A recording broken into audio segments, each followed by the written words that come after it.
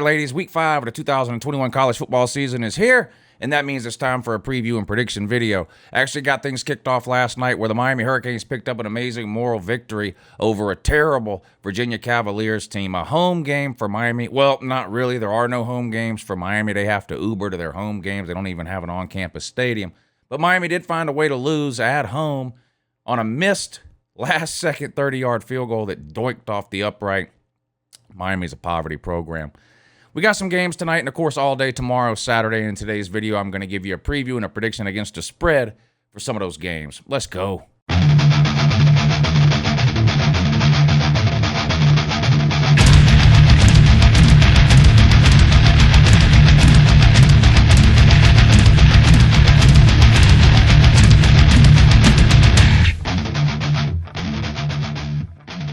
Yeah, good morning in that, but it's UncleLou here, though. Yeah, that's right, it's me, UncleLou, and guess what? I'm live for you on LouTube today. Thanks for watching. I really appreciate it also, and tune in to that as well. Hey, subscribe to this channel if you're not already. Did you know I post college football videos almost every single day of the year? It's true, and believe it or not, some of them are even watchable. I don't know about this one. You'll have to let me know in the comment section down below. That's not up to me. That decision is left up to you, the viewer. Also, let me know in the comments down below which picks it is you think I got wrong. Here we go. Okay, all the numbers I use in today's video, the odds, the spreads, the money lines, the over-unders, all that kind of stuff is going to come from www.betnow.eu. That's a site I've been using for years. I'm comfortable with it. I'm familiar with it. I've never had any problems getting money in or out of there, so that's just a site that I always use. And all the numbers are accurate from betnow.eu as of 2 o'clock this afternoon, which is Friday when I'm recording this video. So that's where all the numbers are coming from. Let's go. Let's start things off with a Friday night game, a game tonight. These road games during the week are tricky, usually. Not if you're Miami. They lose at home, no problem. But generally speaking, when a higher-ranked team has to go on the road during the week, we see a lot of weird things happen. And tonight we've got a Big Ten matchup, 2 undefeated teams, isn't it? Iowa on the road at Maryland. What is Maryland's record? 4-0. That's right. Maryland is undefeated. Unbelievable. So a matchup of 2 undefeated teams here. Now, of course, Iowa, very highly ranked. They're in the top 5 in almost every single poll, top 10 in every single poll. They've got a couple of good wins already. Can they keep it going on the road on a Friday night against a pretty good Maryland team? Well, Iowa's a 3-point road favorite here. Maryland, of course, has Pineapple Jr., Talia Tabagiagiaga, or whatever the hell his name is. I don't know. Like I said, I don't speak Pineapple. It's not my job to pronounce these people's names. They're next to impossible. But they do have the Pineapple Jr. Iowa plays really, really good defense. I read a stat the other day. It's been something like 34 games in a row that Iowa has given up 24 points or less. Now, think about that now.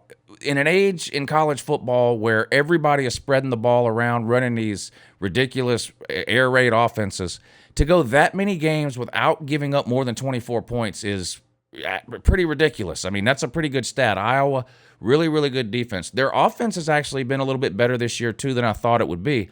Maryland, obvious, a big surprise team. I'm not sure how many people had them starting out 4-0, but Mike Loxley's got them headed in the right direction. I think this could be a good game. I think Iowa's the better team, but I'm going to take the gambling philosophy here, which says primetime home dog. You should bet on a primetime home dog. That would be Maryland. It's a primetime game. Maryland's a home underdog. That's what that means. And also in college football, when you have teams that have to travel on a short week and play a Thursday or a Friday game, like I said, more times than not, we see that favorited team, in this case Iowa, either lose or come up short of covering the spread. So for those reasons, I'm going to take the Turtle and the 3 points. All right, moving on to the Saturday games, and we're going to start right here with this one, Georgia and Arkansas. Now, I'll have my hype and hate video up this afternoon. That video comes out every Friday afternoon. It'll probably go up around 6 o'clock today, if I had to guess. But anyway, Arkansas on the road in Athens. This is the college game day this week. ESPN and company will be in Athens Saturday morning doing their live broadcast from 9 to noon. Kickoff at noon. This one's on ESPN, 12 o'clock. Georgia ranked number 2 in almost every single poll you look at. They're number 1 in a few obscure polls, but they're either 1 or 2 in almost every major poll. And even if you look at the AP poll, they have whatever it is, 130 voters. Every single voter in the AP poll had Georgia either number 1 or number 2. So Georgia widely considered to be a pretty good team. Arkansas, like Maryland, a surprise team so far this year. They've got 2 pretty good wins. They thumped Texas, and they beat Texas A&M last week 20-10. And really, the game was a lot more dominating what the score indicated. Texas A&M's offense wasn't able to get anything going at all. Texas A&M does have a pretty good defense, but Arkansas was able to hit enough big plays. most notably to that wide receiver they have, Burke, which could be a problem for Georgia this weekend in that inexperienced secondary. And they came out on top by 10 points, beating the Aggies 20-10. Both Arkansas and Georgia have some injury issues they're dealing with at the quarterback position heading into this game. Arkansas quarterback KJ Jefferson hurt his knee. It's a sprain or what it is last week in a game against Texas A&M. Actually had to come out for a little while. He's been limited in practice this week. Pretty sure he's going to play. Pretty sure he's going to go. How much will he be able to run around compared to normal? We'll see. This is definitely going to be the best defense that Arkansas has faced this year, and Georgia's front seven in particular, notorious this season for getting after quarterbacks. It's going to be interesting to see how KJ Jefferson handles that in the biggest game of his career so far on the road in a hostile environment and with potentially one bad wheel. JT Daniels, who seems to always be battling some sort of injury, now is said to have a lat injury, so basically a back strain. He's been limited in practice this week. Reports are that the plan is for him to start the game. If for some reason he's unable to go or has to be taken out, unfortunately, for me, it's going to be Stetson Bennett. And, you know, I'm not going to say anything about that in this video. This is just giving you the facts here. Try to leave my opinions about Georgia's quarterback situation to the side. In my opinion, Georgia is clearly the better team. I'm impressed with Arkansas, and I think it's a good story for college football what Sam Pittman has going there. I'm just of the impression that there's a really big gap right now between the top 2, 3, 4 teams and everybody else. If you look at a team like Florida, who most people consider to be ranked around 10-ish right now, about the 10th best team, they were an 18-point favorite over a terrible Tennessee team that's ranked probably around 100 in America. So the difference in the 10th ranked team and the 100th ranked team, according to Vegas, is about 18 points. Georgia's an 18-point favorite over the 8th ranked team, Arkansas. Arkansas is 8 in a lot of polls, hovering around top 10 in every single poll. I just think the gap is huge. I do think Georgia will win this game. Having it at home, of course, is an advantage for Georgia. I'm a little concerned about the noon start time, combined with the fact that College Game Day is at the game. College Game Day doesn't end till noon. If you have tickets to the game and you plan on attending College Game Day and staying at College Game Day until filming ends at noon to see Lee Corso's headgear pick prediction, it's going to be 12:30 probably before you get to your seat inside Sanford Stadium. So I'll be curious to see what the stadium looks like at kickoff of this game for Georgia. Kirby Smart has asked the fans to come out on time, be at the game 10, 15 minutes early in your seat for kickoff. We'll see how that goes. A lot of people get excited with the ESPN and the game day crew in town, and they like to go and see that, especially if you've never seen it before. So we'll see. I just think Georgia's got too much talent on both sides of the ball. I do think Arkansas is a legitimately good team, and after they lose this game on Saturday, they'll still be a good team. I just think Georgia's too much. Now, can Georgia cover the 18? Well, this is going to depend on a lot of things, in my opinion. How healthy is JT Daniels? How healthy is KJ Jefferson? If KJ Jefferson can't go or is limited and they choose not to run him because he's a big threat running the ball normally, and JT Daniels is healthy and can play the whole game, I think Georgia can win by 3 touchdowns and cover the 18. If KJ Jefferson is fully healthy and is running around and has a good game and hits some big passes to Burks, and JT Daniels is limited and only plays a couple of series and has to come out, or the first quarter and has to come out, whatever the case, I think Arkansas could potentially keep this game a little bit closer, and maybe Georgia only wins in the 10 to 13 point range. It makes this game hard to handicap for betting reasons. I'm obviously a Georgia fan.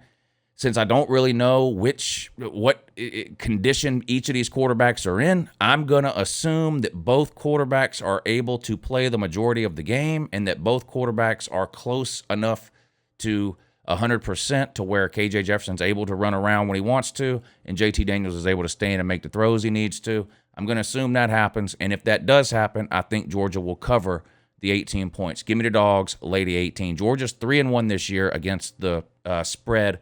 The only game they didn't cover the spread was was it UAB?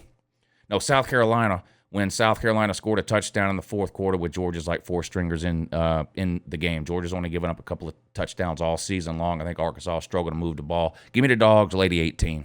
12 o'clock, Big Ten, Fox, right? Michigan on the road at Wisconsin. Boy, was I wrong about Wisconsin. I had picked Wisconsin in the offseason to go 12-0 and win the Big Ten West. That's definitely not going to happen. They got absolutely obliterated by Notre Dame last week. Now, the final score, a little bit lopsided compared to how the game actually went. Notre Dame scored 31 points in the fourth quarter of that game. They had a kickoff return for a touchdown. They had a couple of pick sixes late in that game. So the game completely got out of hand late. But even besides that, Notre Dame was just clearly the better team and honestly dominated Wisconsin on the lines of scrimmage, which you don't see Wisconsin get pushed around the lines of scrimmage all that often.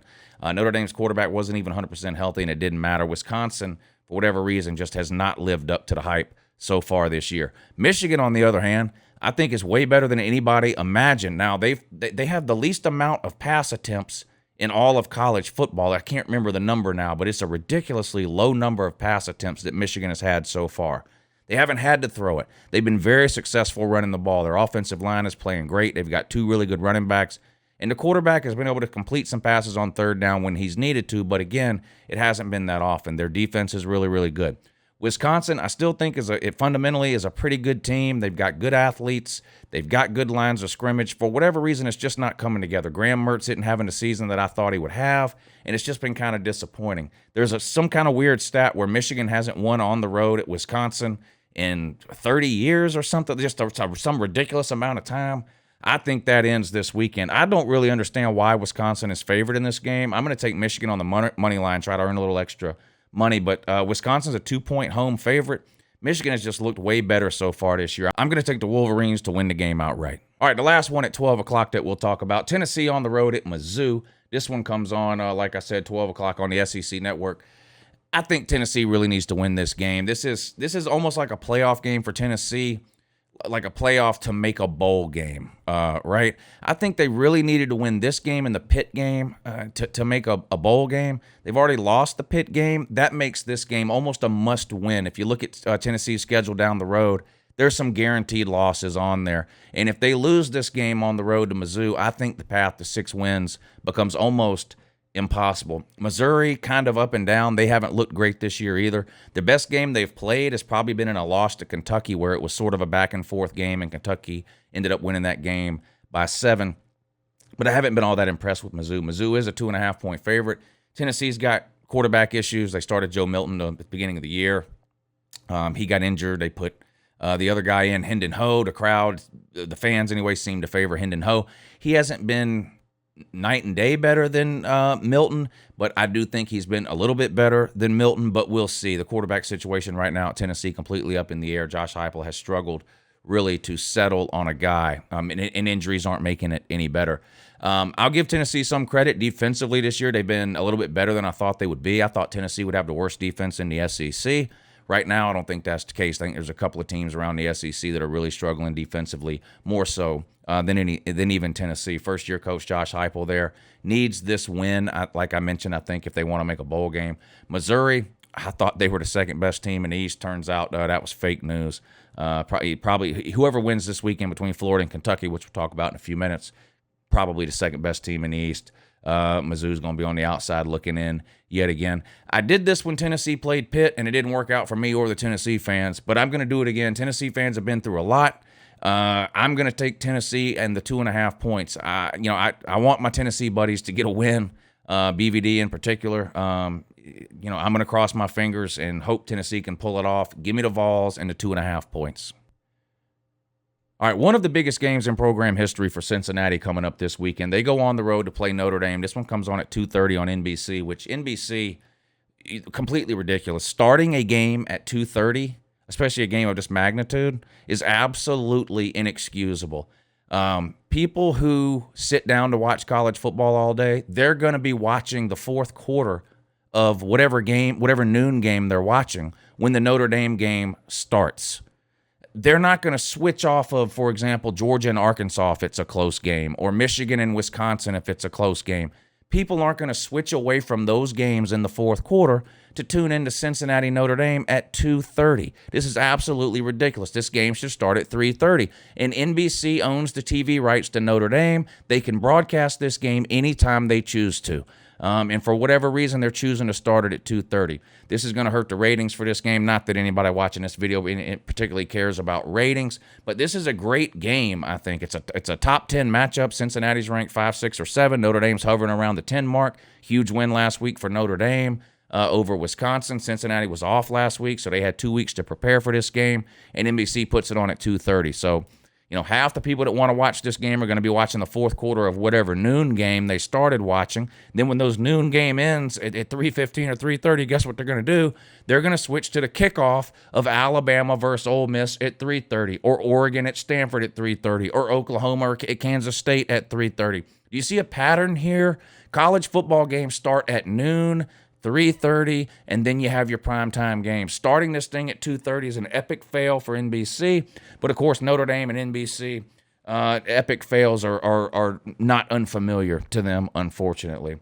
This is one of the biggest games in Cincinnati program history. If they have any shot of making up the playoffs this year, they have got to win this game. They had 2 Power 5 teams on the schedule this year. Cincinnati did. They had Indiana, who they played 2 weeks ago, beat by 2 scores, 14 points, and Notre Dame. So they had their 2 Power 5 opponents in back-to-back games with a bye week in between.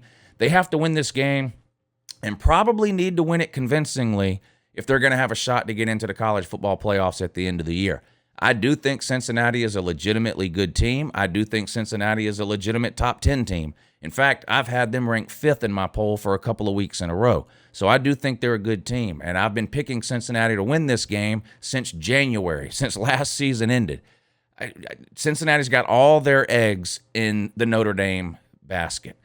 Could Notre Dame win this game? Of course they could. It's a home game for Notre Dame. They haven't lost very many games at home under Brian Kelly. It's a ridiculous record that he has at home. He's now got more wins than almost any Notre Dame coach of all time.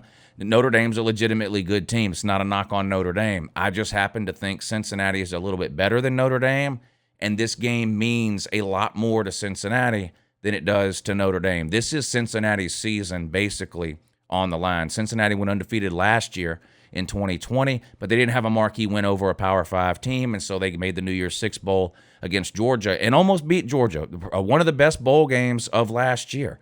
It was an amazing game. Georgia won on a field goal at the end. So Cincinnati's got this game now to try to prove to the playoff committee down the road when they start meeting that they deserve a shot to be in the 4-team playoff. But like I said, if that's going to happen, they need to win this game. Cincinnati has covered every single game they've played this year. They've got to avoid the first half nap that they have taken in their last 2 games, though, against Indiana a couple of weeks ago. And I forget who they played the week before that. They didn't show up at all in the first half of either one of those games. They go into the locker room at halftime. They come out for the second half. They look like a totally different team. They're not going to beat Notre Dame playing one half of football. They're going to have to play 60 minutes here. They're going to have to play all 4 quarters. They're actually favored on the road at Notre Dame. So this is a rare situation under Brian Kelly where Notre Dame is a home underdog. I'm going to take Cincinnati. I think they're good enough to win this game. I think they've had this game circled for a long, long time. They've had an extra week to prepare with the bye week last week. Notre Dame's coming off a tough physical game against, Wisconsin, even though they won the game comfortably. That's a physical game. They've got their quarterback, Jack Cohn, is a little dinged up. I'm going to take Cincinnati. I think they get it done. Give me Cincinnati lay the points. All right, moving on to the 3:30 games, and we'll start with the big one, Ole Miss on the road at Alabama. This is going to be a great game. People have been talking about this game. Again, all offseason, Lane Kiffin versus Nick Saban. Both these teams come into this game undefeated. Ole Miss, a great offense. Now, I think a lot of people who haven't seen Ole Miss play, you hear the name Lane Kiffin and you just assume that Ole Miss is a spread-it-out 5-wide receiver, throw the ball 50 times a game with Matt Corral type of team. And they can do that. They do spread you out. They do have some great receivers, and Matt Corral is one of, if not the best quarterbacks in all of college football and is the Heisman front runner right now. But Ole Miss leads the SEC in rushing as well. Now, some of that is because of Matt Corral, but they've got 2 really good running backs. And if you watch the Alabama-Florida game, Alabama had a really hard time stopping Florida's run game, especially in the second half.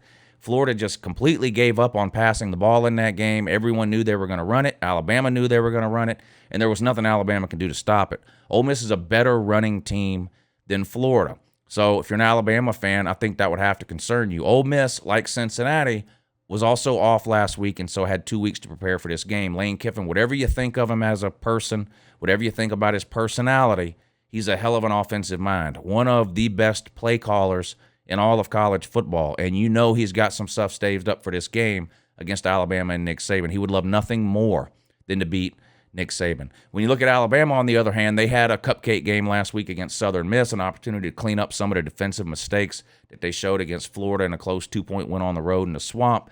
You know Nick Saban's been all over that defense for the last 2 weeks. They're going to be fired up and ready to go. Having this game at home for Alabama is obviously a huge advantage. I think Nick Saban's only lost 4 or 5 home games in the last decade or something like that. It's not very many. They're favored big, Alabama is, by 15 points. It's hard to underestimate Nick Saban, and I'm not underestimating Nick Saban, and I wouldn't be surprised if Alabama wins this game by a couple of scores. I watched last year's Ole Miss-Alabama game like most of you probably did, and it was a track meet. Ole Miss had 650 yards of offense. So I look at these two teams, and I try to figure out, okay, offensively and defensively, how are these teams better or worse than what they were last year? I look at Alabama. The defense may be a little bit better, but the defense is not as good as we were told it would be in the offseason and maybe as Alabama hoped it would be. And Alabama's offense, in my opinion, clearly not what it was last year. Now, it's still really, really good. Bryce Young has played amazing. They've got great wide receivers and running backs. But right now, the offense is not as good as what Alabama's offense was last year. I look at Ole Miss, on the other hand. Their defense is night and day different from last year. Last year, Ole Miss gave up 590 yards per game and 38 points per game. If you've watched Ole Miss play this year, and I know they haven't faced an opponent yet like Alabama. They've played Tulane, Louisville, and some other nobody. Their defense is a lot better than the product it put on the field last year. Offensively, they're just as good or better than last year. And this game came down to the wire last year. I think Alabama ended up winning by 14 after Ole Miss went for an onside kick late in the game. Ole Miss was down by 7. They went for an onside kick. Bama got it and then scored on the first play to put them up 14, and I think that ended up being the final score. And I could see something like that happening again. But 14 ain't 15, and Bama's favored by 15. I could also see Ole Miss winning this game. In fact, I predicted Ole Miss to win this game multiple times in the offseason and over the last couple of weeks. I can't really change my mind now. I've sort of gone all in on Ole Miss for this game. It's not a comfortable pick, but I'm going to go with Ole Miss. I'm going to take the 15 points, but I do think Ole Miss could pull off the upset here. All right, also on 3:30 on ABC, Oregon on the road at Stanford, a Pac-12 game. Oregon's an 8-point favorite. Oregon's really the last hope for the Pac-12 this year in terms of making the playoffs. Unfortunately, with the reputation the Pac-12 has, I don't think any team out of the Pac-12 would get in with one loss other than maybe Oregon. And that's only because Oregon has that really great road win at Ohio State. So maybe they could get over a loss. The playoff committee would sort of balance that out. Yeah, they took a loss in the middle of the season or something, but they have that big win at Ohio State. So Oregon really needs to keep on rolling. If they do lose then any game this year, then their back is really up against the wall because a 2-loss Pac-12 team is definitely not getting in. Stanford, I thought Stanford was going to be one of the worst Power 5 teams in America this year. They're not that, but they're still not the Stanford sort of we're used to seeing under David Shaw. I definitely think Oregon's going to win this game. It is on the road for Oregon. And Oregon has a habit of being a little bit up and down. You know, they beat Fresno State by 7, then turn around and beat Ohio State on the road. Weird things like that. I believe in Mario Cristobal. I believe in the Oregon defense and that ground game. They've got a couple of really good running backs, and I'm just not sold on Stanford right now. I'm going to take Oregon on the road here and lay the 8 points. 3:30 on Fox, Oklahoma goes on the road to take on Kstate. And yes, Kstate has beat Oklahoma 2 years in a row. We've heard about it all week long. Just like last year and the year before, Oklahoma's a better team than Kansas State, but just like we've seen the last 2 years, that doesn't necessarily mean Oklahoma will win. Oklahoma's got some issues. Their defense has not lived up to the offseason expectations. Spencer Rattler has been good, but not great. And the problem with that at Oklahoma is the bar has been set so high for quarterback play at Oklahoma over the last 4 or 5 years with Baker Mayfield, Kyler Murray, and then Jalen Hurts, that anything short of amazing quarterback play looks terrible in comparison. And I think Spencer Rattler is suffering from that right now. He was actually getting booed at home last week. The crowd was chanting Caleb Williams, which is I think it's Caleb Williams, which is the backup quarterback's name. Not a good situation for Spencer Rattler. It reminds me of Felipe Franks at Florida in Dan Mullen's first year there. He would get booed at home and things like that. I'm not saying Spencer Rattler and Felipe Franks are remotely similar talent-wise. I'm only pointing that out because he also was booed at home games or whatever, and fans were clamoring for the backup quarterback. But let's be real, the backup quarterback has been the most popular player on every football team since the beginning of time. Every time a team struggles, fans look to the backup quarterback to solve all the problems. Oregon's clearly better than Kansas State. Talked about Spencer Rattler. Kansas State has a good quarterback too, Skylar Thompson. The problem is he's not playing in this game. I know Kansas State has beat Oklahoma the last 2 years in a row. I like Kansas State's coaching staff, Chris Kleiman or whatever his name is. I think they're really, really good, and I think they get the most out of the talent that's available to them. But without that quarterback being there, I just don't see how they pull this off. Yes, it's a home game for Kansas State. I actually think it's a benefit for Oklahoma and that offense to get out of Norman this week, away from the home crowd, away from the Boo Birds and the Caleb Williams chants. Kansas State can't beat Oklahoma forever. I get it. They beat them the last 2 years, and it's fun to make fun of Oklahoma for that. Believe me, I've done it each of the last 2 years. That's a streak that just can't continue. I think Oklahoma gets it together this week. They're a 12-point favorite. I'm going to lay those points and take the Sooners on the road. Ohio State at Rutgers. Now, this is an interesting game to me. 3:30, Big Ten Network. Ohio State's a 15-point road favorite at Rutgers. Now, Rutgers was a 20-point underdog last week to Michigan. I took Rutgers. It was one of my favorite bets of the week, and Rutgers only lost by 10, so Rutgers covered the 20 points last week. Ohio State over the last 2 years heading into this year, which will be the third year, I've played Ohio State every single week, and they were, at one point, they were something like 20-3 against the spread in their last 23 games. They used to cover the spread every single time they took the field. That has changed a little bit this year. Ohio State, to me, even though I do think right now anyway they're a legitimate top 10 team, back into the top 10, they've got some issues that I don't know that can be fixed this year. A lot of their defensive issues, I know the defensive coordinator, Kerry Coombs, or whatever his name is, Combs, I know he's getting a lot of the blame, and for obvious reasons. The coordinator's always the first one people blame. I think it's a talent issue on Ohio State's defense. There's no dominant player on the Ohio State defense on any of the three levels. There's no dominant defensive lineman, there's no dominant linebacker, and there's no dominant defensive back. This is a team that has put Chase Young into the NFL. This is a team that, DBU, they had a first-round draft pick out of their secondary something like 3 years in a row. Where are all those players? They're not on Ohio State's roster right now, at least not that I've seen. Now, offensively, they've got a ton of talent. They've got two really talented quarterbacks. They've got probably the most talented receiver group in all of America. They do have some issues running the ball, and the offensive line hasn't played maybe as good as what we're used to seeing Ohio State play. But I'm not sure any of the Ohio State issues that I'm mentioning can be fixed this year. Those two quarterbacks, they need experience. They're both talented. They need experience. You can't go to bed tonight and wake up tomorrow with experience. It's going to take playing this season to get those QBs experienced. Same thing, the running backs. I think the best running back on the team is a true freshman, in my opinion. The defense needs to be turned over, and maybe the coordinator does need to get gone. This is going to be a real test for Ryan Day. He inherited a loaded roster from Urban Meyer, kept a lot of the coaching staff. Now it's time for him to start making some decisions, both roster-wise, recruiting-wise. Who are we going to bring in? What about these coordinators? Do we need to make changes with position coaches? This is going to be a test for Ryan Day the rest of this season and the offseason to see if he's able or willing to make the changes that a lot of people think he needs to make to get Ohio State back to where the Ohio State fans are used to seeing them be, which is a top 3, 4, 5 team, and they're clearly not that right now. Now, they only have the one loss, and if they were to win the remainder of their games and finish the season 12-1 with a Big Ten title, I think they'd have a shot to get into playoffs.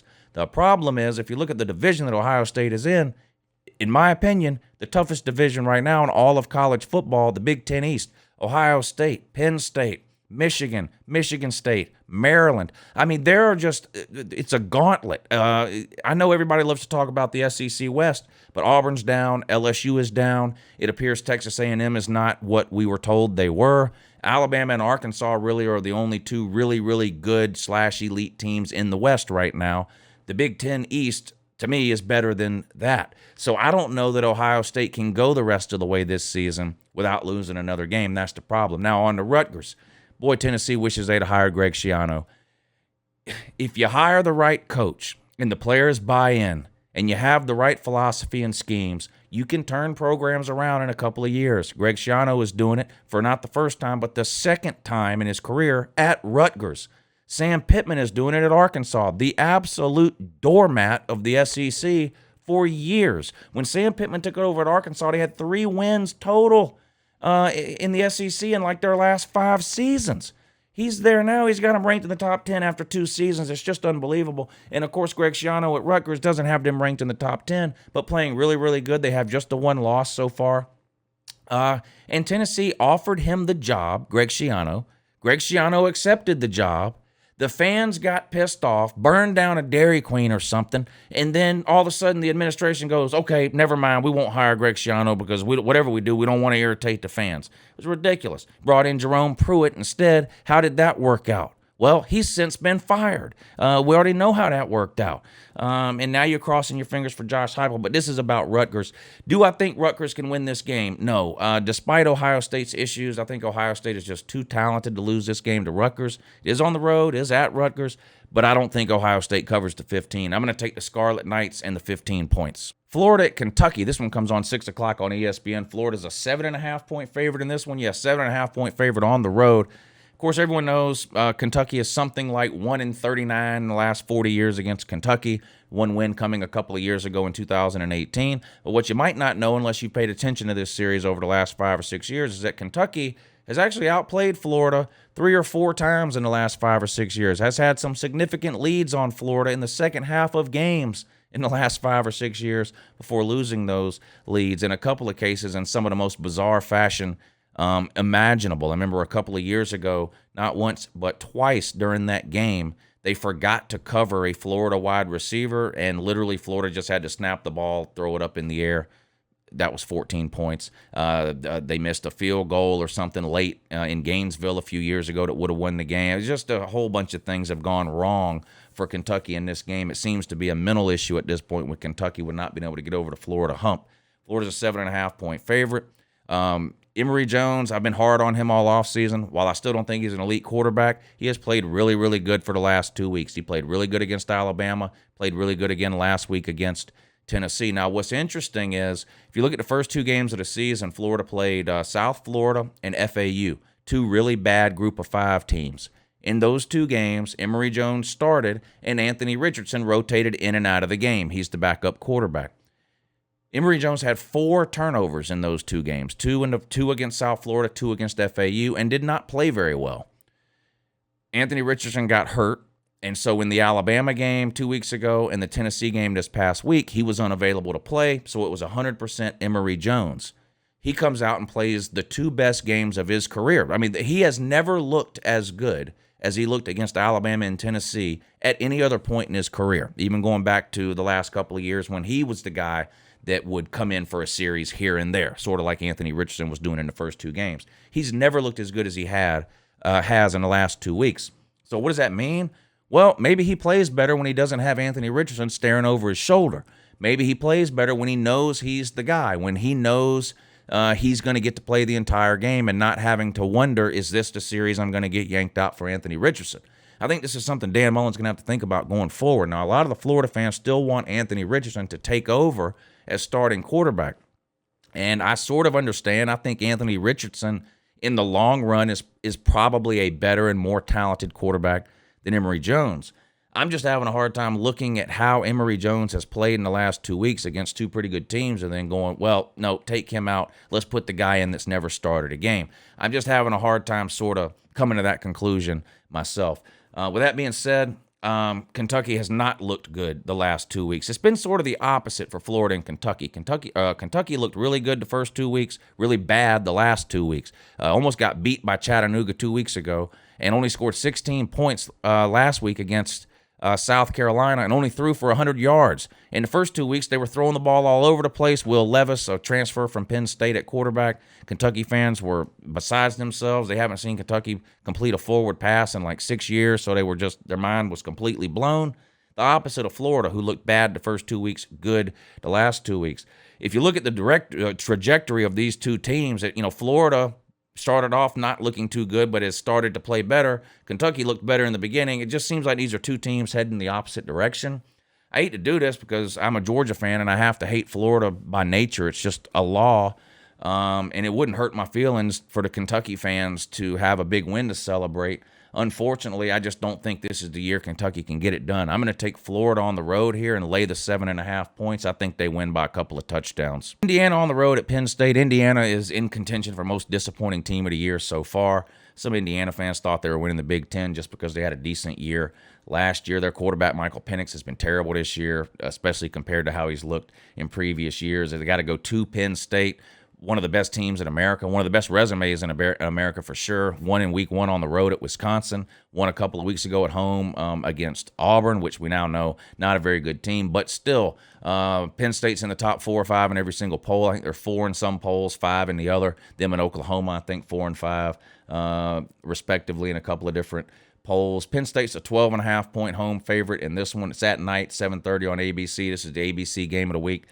I'm done with Indiana. They just they got blown out by Iowa. They haven't looked good really a single week this year. Penn State, on the other hand, I think is playing with a lot of confidence right now. Their quarterback's not making very many mistakes. They're protecting the ball. Their defense is playing pretty good. It's a home game. I'm going to take the home team here, the Nittany Lions, and lay the points. Boston College on the road at Clemson, 7:30 on the ACC network, and Clemson's a 14.5 point favorite. And I know what you're thinking.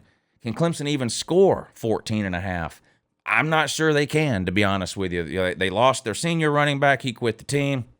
The freshman that's supposed to be the next Christian McCaffrey, which is just ridiculous, by the way, he's injured. He's not playing. One of their best defensive players, neck roll, or taint roll, we call him, middle linebacker James Skalski, he's out. One of their best defensive linemen, Breezy, he's out. So we know the offense is terrible. The defense has been what's keeping them in a lot of these games. Now their starters on defense are starting to drop like flies. It's not setting up very well for Clemson. I gave Clemson the benefit of the doubt after week 1, after week 2, even after week 3 when they drove the struggle bus to a barely win over Georgia Tech. But after what I saw last week from Clemson, I just can't bet them anymore until I see their offense do something productive. The ukulele has been absolutely terrible this season outside of week 2 when they played a middle school team. He's been absolutely horrible. The offensive line is not very good. They're down to their 3rd or 4th string running back. Justin Ross is not the same Justin Ross we saw play 2 years ago, missing 2 of your best players on defense. I know it's a home game and Boston College isn't very good, and maybe I won't actually bet any money on this game, but in terms of picking it, there's no way right now I can pick Clemson by 14.5 over any Power 5 team. I just can't. I'm going to take Boston College on the road and give me all the points, 14.5. Auburn on the road at LSU, and man, Auburn was lucky to escape last week with a win against Georgia State. The referees basically gave them that game. Georgia State looked like the better team for 56 minutes of that game. Auburn got extremely lucky to get out of there with a win. LSU's a 3-point home favorite in this one, 9 o'clock on ESPN. LSU's got some quarterback situations going on. We'll see what they end up doing. Auburn does too. They benched Bo Nix last week, put TJ Finley in, which ironically is a transfer from LSU. We'll see where Auburn goes this week. Do they start Bo Nix and put TJ Finley back? Look, I'm going to tell you this right now. Without TJ Finley, Auburn loses that game. Well, without TJ Finley and the referees, Auburn loses that game last week. If the Auburn coaching staff doesn't pull the plug on Bo Nix in the 4th quarter of that game and put TJ Finley in, Auburn would have lost. So we'll see. It's a brand new coaching staff, first year in the Power 5. This is Bo Nix's 3rd year starting at Auburn. We'll see if that coach has the sack to bench a veteran quarterback for the guy that is clearly right now better, and that's TJ Finley. We'll see. Does he give Bo Nix to start, but he has a short leash? Yank him in the 1st quarter if he's not looking good and put TJ Finley in. I don't know. We'll see. It'll be an interesting situation if that's what happens because, of course, TJ Finley started a lot of games for LSU last year, played a lot for LSU last year. LSU's not a great team either. They lost to UCLA. They haven't looked good. They did beat, I think, Mississippi State, wasn't it, last week? I can't pick Auburn after what I saw last week, though. I just can't. That was just a pitiful, pitiful performance from Auburn last week. And my opinion, 4 games in, Auburn's going to be looking for a new head coach within the next couple of years. You can say what you want about it. It's been 4 weeks. I didn't like the hire when it was made. I don't think this guy was ready for an SEC job. I don't think he did anything at Boise State to earn or deserve this type of a job. And I don't think he's going to succeed more than I don't think he's going to succeed at all. And I don't think he's going to last more than a couple of years. He's done a couple of things already to rub some people the wrong way. Tigers versus Tigers. I'm going to take the home Tigers, LSU, and lay to 3 points. Finally, we got a late night game for you, of course, coming from the Pac-12. Arizona State on the road at UCLA. This one's Fox Sports 1 at 10:30. UCLA is a 3-point home favorite in this one. I feel like everybody forgot about UCLA because they lost a couple of weeks ago to Fresno State, right? They won week 1 against, they won week 0, and everyone was watching the game because there was nothing else on. People said, well, it doesn't matter. It's Hawaii. They're going to get beat next week when they play LSU. Well, they whipped LSU like it was no problem. And then they lost that game to Fresno State. And I feel like people are just like, oh, well, I guess they're not any good. Fresno State's a pretty good team. They're a pretty good team. I think they've beat a Pac-12 team every year for something like 5 or 6 years in a row. They almost beat Oregon week 1. Oregon only beat Fresno State by 7 points. And we've got Oregon in the top 3 or 4 of almost every poll you look at. So Fresno State's a decent team. Arizona State, also a decent team under head coach Herm Edwards. And had it not been for all the offseason stuff that went on at Arizona State with some recruiting and some violation issues and some practice issues that the coaching staff has been accused of, and the NCAA is down there looking around, I was going to pick Arizona State to possibly win the Pac-12. I still think they're a really good team. I just question what all those, the impact that all those distractions are going to have on the program. Look at LSU, for example. I think the NCAA being around Baton Rouge and nosing around and the Ed Orgeron stuff and the sort of off-the-field issues that are going on at LSU, I think that's affecting them this season. Now, so far, it hasn't appeared to affect Arizona State, but this will be their toughest game of the year on the road at UCLA. I still think UCLA is a really good team. I know people love to hate on Chip Kelly, and I'm not saying he's about to do at UCLA what he did at Oregon 12 years ago or whenever it was, but I do think he's got something going at UCLA. I think they're a better team than Arizona State. They get them at home, and this isn't a very big line, 3 points. I'm going to take Chip Kelly and the Bruins and lay to 3. All right, there you go. Head on over to betnow.eu. Make yourself some money on Uncle Lou's picks there. I hope you guys enjoy this weekend of college football. I know I am. I got a lot going on over here this weekend. I've got a bunch of people are coming over here this weekend to watch football with me, starting today actually around 4 or 5 o'clock. But, Pigskin Pete, Clemson fan, Pigskin Pete, a lot of Raj, if you guys know him, Jesse J, Georgia fan, he's coming over. Huffer Billy Paw, another Clemson fan. Tiger Baskins, Georgia fan. JC, Georgia fan. Golden Blue Man, if you know Golden Blue Dude, he's a West Virginia guy. He has a YouTube channel. He's coming down tomorrow. So a bunch of us getting together this weekend to watch some college football. I'm excited. I hope all your teams win, unless, of course, you happen to be an Arkansas fan, in which case you have to tote the giant L because you just happen to be playing the best team in America, Georgia Bulldogs. Anyway, everybody have a great weekend, and I'll talk to you again real soon. Have a good morning.